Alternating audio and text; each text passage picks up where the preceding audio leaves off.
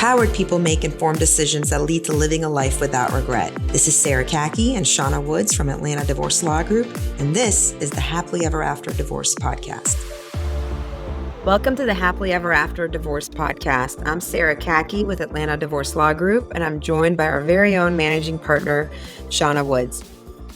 Shawna, today we're going to dive into one of our favorite types of client to help out, and it's our professional women out there. A good percentage of our clients are professional women, and obviously since you and I are professional women, we feel like we can relate to them, bond with them, and understand them, and get everything they've done in their lives to accomplish everything they've accomplished. But they do seem to attract a high percentage of narcissists in their lives. It is interesting. I haven't run the data in our office, but I would say a more than average number of our professional women clients are in a marriage or in the process of divorcing a spouse that is high conflict with narcissist traits or has actually been diagnosed as a narcissist. And you and I thought it would be interesting to dive into that and understand, why is that? Why is it that a intelligent, highly educated professional woman who most times has worked on her physical health and her fitness and would be in a relationship with a unhealthy person, somebody with the narcissist traits or a personality disorder or high conflict drama personality or a diagnosed narcissist? Shawna, have any initial thoughts on the why? I do. And I do think that, for the most part, it's not as if our professional women are out there going, oh, yes, that narcissist, that's the one I want, right? They don't present themselves to our women as narcissists, right? They present themselves as what the women are trying to be and emulating. They are most often professional men. They are high achieving. They probably are taking care of themselves. They look good. They present well. And everyone is looking for this match. And we've talked about it before. Do you share the same values? But when we look a little bit deeper inside the narcissist, they're not sharing those values. They're mirroring your traits, right, to attract this professional women. I do think it goes a lot deeper than that, but that's kind of surface level, is what they're attracted to. What the narcissist is looking for, well, at least some types of narcissists are looking for, is this wonderful, attractive person. When we say attractive, we mean all sorts. You're professional, you are doing your self-work, those type of things, most narcissists are going to find very attractive. So yes, all those things about that professional woman is part of what the narcissist finds a status for himself, as this builds up my status. This is somebody that I can show off and talk about. And even when, the charm period runs out on the narcissist, even after the fact, what we find a lot is he may be mistreating her and the emotional abuse may start kicking in, but to his friends when she's not around, or to his family, he's still bragging about her and still using her to vicariously build his own ego up. And I agree. I think there are some superficial, on surface reasons, stereotypical reasons for why this coupling happens between these two different types. And then there's obviously the stuff that you and I would love to dive deeper into and ask why. But let's still get through some of the superficial stereotype ones, because I do think enough people listen to the show who may be in this position and will feel less lonely if those things are addressed, and feel less like, why is this happening to me? And if they realize, like, no, you're not alone in what you're going through. So some of the things I definitely see is, a professional woman has probably gone through a lot of her life having to walk into certain rooms and have to carry the room, whether it's social settings, professional settings, and have to carry the energy of providing for what the room needs, charming the room, making sure that she is properly networking, getting to meet people, getting to know people, being of service to people. If she is in a high professional career, she's probably had to do that. In her social life, she's had to do that. And it is probably one of her wishes to have a partner on her side that can do that with her, that can walk into a room and help her carry a room, that can host a party, with her, that can show up to social events and can have his own in those social events with her. And I think in the charm period of the narcissist, he can do that wonderfully. He can definitely be the person you take to the office Christmas party. He can be the one you take home to a larger family event. After a while, intimate family events will not work out, but initially, the larger family parties, they will all love him. Your coworkers will all love him. And I think that as professional women who were always making decisions, we're always in situations where we have to provide or protect our loved ones or people that we work with. I mean, we can relate to this, Shauna. It's nice sometimes to have a masculine energy that is stronger than your masculine energy to come in and say, hey, take that off of your shoulders. I got this. I am going to provide the masculine energy you need right now so that you can be more in your feminine and you can be more vulnerable. And that, I think, in the charm period of the narcissist, he does provide beautifully.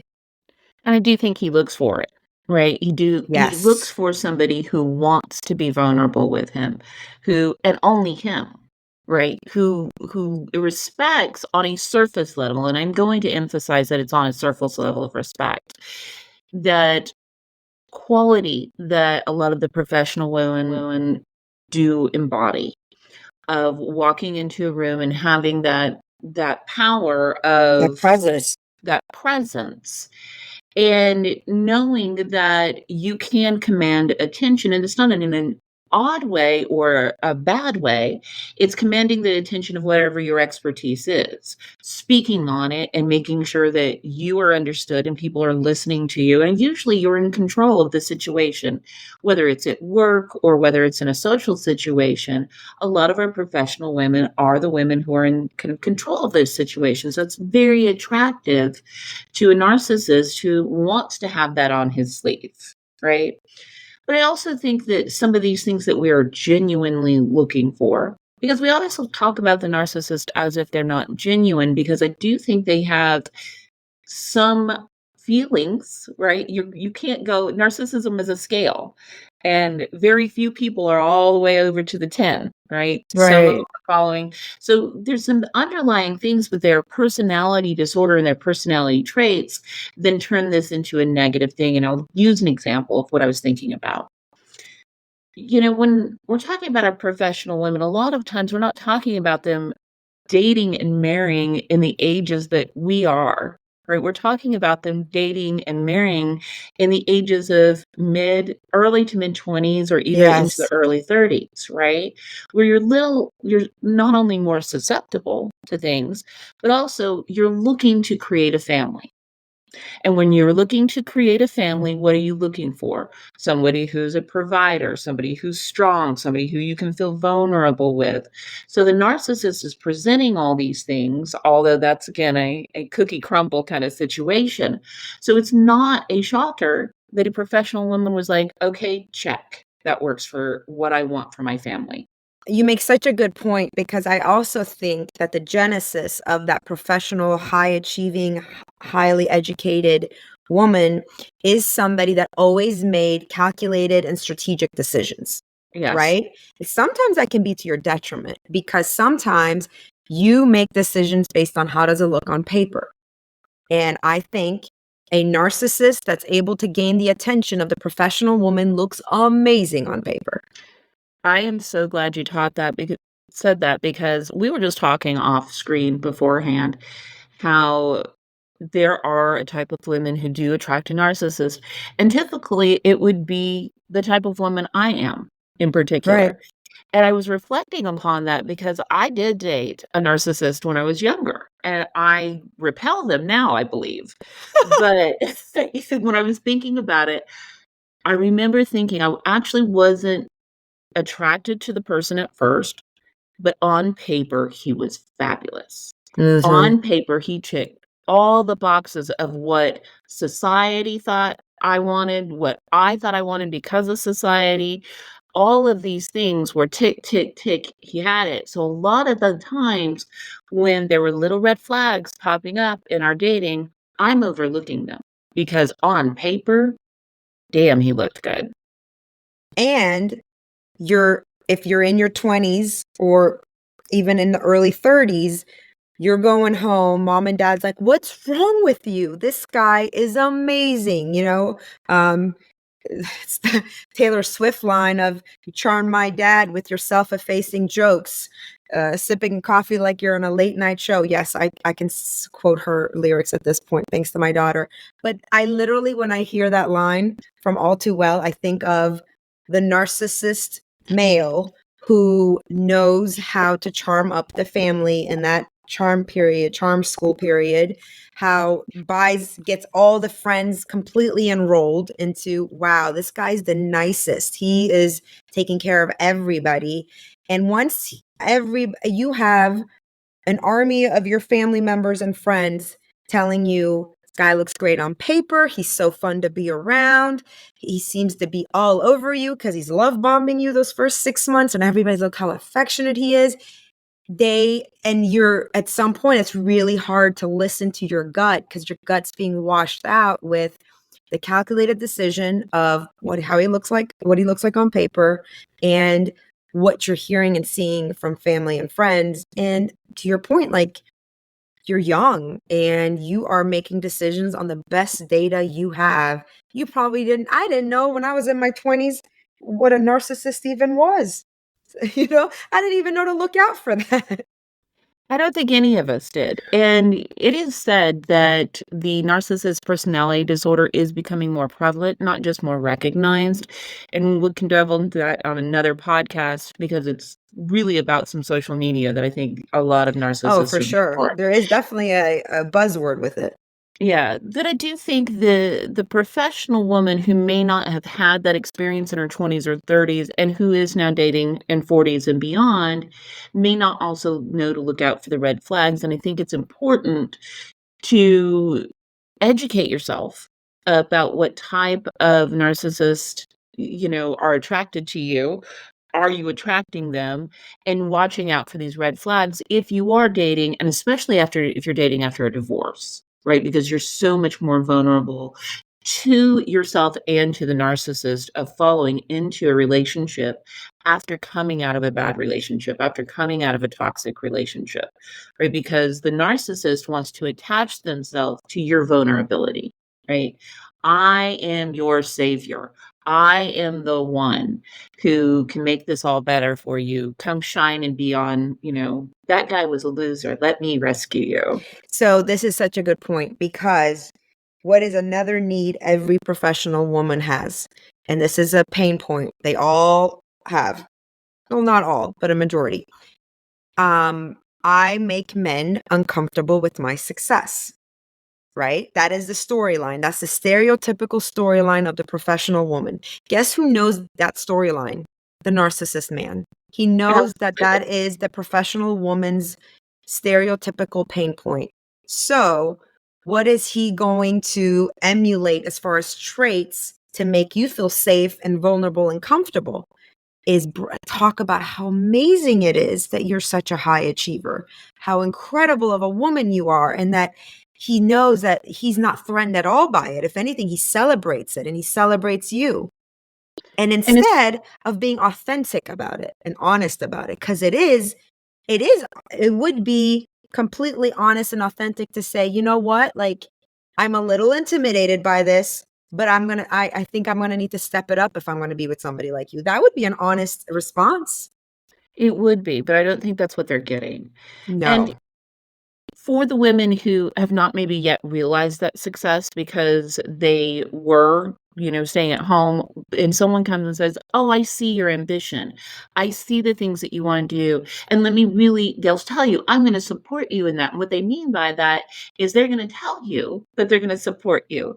And they may even tell you nice things along the way, but they're not going to actually do any of the work that comes into supporting somebody who's trying to, say, grow a business or go on a different venture. Right? They don't lay that foundation. They just, "Oh, I'm here." Yeah. And at first that's very comforting. But yeah, somebody believes, look, it's nice to me. Look, all the wonderful things that he's saying to me. But if there's no action behind it, that's a big red flag. Completely agree.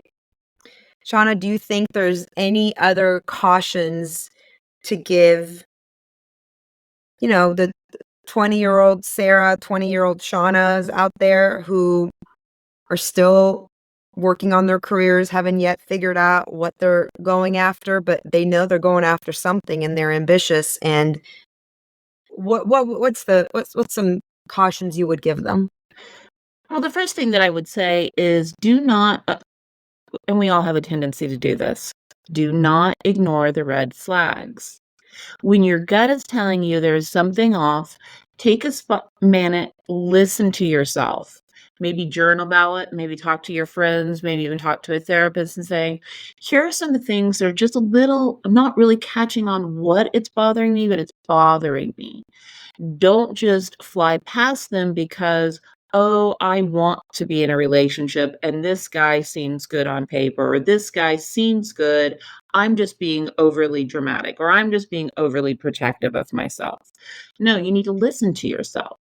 These are huge decisions, and I think it's really important for you to take your time in considering who you're allowing into your life, because they are affecting not just your dating and your love life, they're affecting your entire life. They can put a huge damper on where you're wanting to be and where you're going, and they can also put a huge damper on your other relationships. So that's, for me, that's the step that I would say, is listen to yourself. Yeah, and I'm going to piggyback on that. I think that as women, as we get older, the gift we receive more from ourselves is our intuition. And it's not that it wasn't there before and all of a sudden shows up when you get older. It's that you are listening to it and paying attention to it, and so it gains more of a voice. And there's a amazing book, one of my favorite books ever, called Relentless by Tim Grover. And he says that the difference between good and great is that it's not about you trusting your instincts. It's about your instincts trusting you. And I think that when you are listening to your instincts trust you more to speak up more. And when you're not listening to them and you're shoving them down, they lose their voice and you don't hear them. But that's the trick of being a younger professional woman. Part of what got you so far is being pleasing, being agreeable, and you sometimes don't want to rock the boat too much. So you don't, when you see the red signs, you see the red flags, everything Shawna's talking about, you talk yourself out of it. And you have a lot of data points to talk yourself out of it in this specific scenario, because you have family members and friends and a resume of a potential husband that looks like, man, instincts, shut up, you're freaking out, nothing to worry about here, everything's good. But I'll tell you, almost every person I've spoken to, every female I've spoken to that fits this profile, they'll always tell you, there were some early signs, but I chose to ignore them. There were some early signs, but I chose to avoid them because my family loved him, or my friends, or our friends got along really well, or, I knew that marriage in the beginning should be this, this, and that. Or society is telling me he's the perfect person, or he has, look at all he's accomplished, look how intelligent he is. When you're having to do that to yourself, when you're having to justify while you're with this person, that's the biggest red flag of all. Absolutely. Thank you, Shawna. Thank you. Thanks for listening to the Happily Ever After Divorce podcast. If you'd like to learn more, go to atlantadivorcelawgroup.com/resources.